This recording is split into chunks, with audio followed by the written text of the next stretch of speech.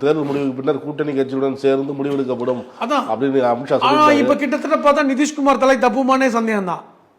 அதே நிலைமை தான் இங்க அதிமுகவுக்கு இருக்கு. இதே ஃபார்முலா தான். அவங்க வந்து பெருசா பாஜக வந்து ஃபார்முலாவை மாத்துறதே கிடையாது. அவங்க ஒரே ஃபார்முலாவை தாங்க ஃபாலோ பண்றாங்க.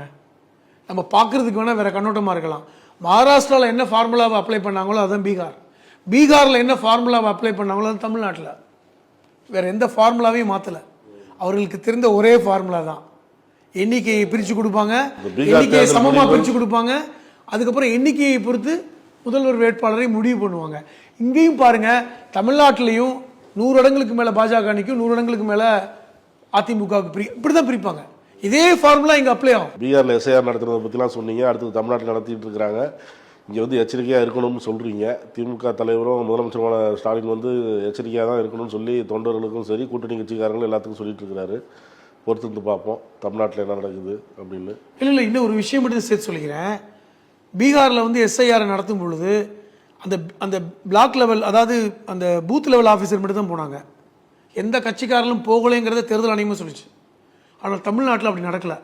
தமிழ்நாட்டில் ஒவ்வொரு பூத் லெவல் ஏஜென்ட்டோடும் பிஎல்ஏன்னு சொல்லக்கூடிய கட்சிக்காரங்க போகிறாங்க. திமுக கட்சிக்காரங்க போகிறாங்க. குறிப்பாக இங்கே அப்படி ஈஸியாக விடலை திமுக. அது முக்கியமானது. அது போன்ற ஒரு நிகழ்வு பீகாரில் நடக்கலை. இங்கே வந்து பிஎல்ஏன்னு சொல்லக்கூடிய பூத் லெவல் ஏஜென்ட் கூட போகிறாங்க. அவர்கள் கண்காணிக்கிறாங்க. அது போன்ற ஒரு நிலை வந்து அங்கே நடக்கவே இல்லை. யாரை நீக்கினாங்கன்னு கூட கட்சிகளுக்கு தெரியவில்லை என்று நீதிமன்றத்தில் தேர்தல் ஆணையம் அபிடவிட் கொடுத்தாங்க. இங்கே அப்படி நடக்கலை.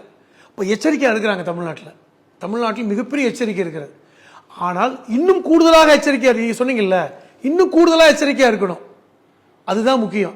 அதன் மூலமாக இந்த எஸ்ஐஏவை வெற்றிகரமாக எந்த வாக்குகளும் விடுபடாமல் செய்ய வேண்டிய அந்த இடத்துக்கும் ஒரு பக்கம் எஸ்ஐஆரை எதிர்த்தால் கூட, திமுக கூட்டணியை சார்ந்தவர்கள், திமுக தலைமையில் இருக்கின்ற கட்சிகள்லாம் எஸ்ஐஆரை கடுமையாக எதிர்க்கிறோம்.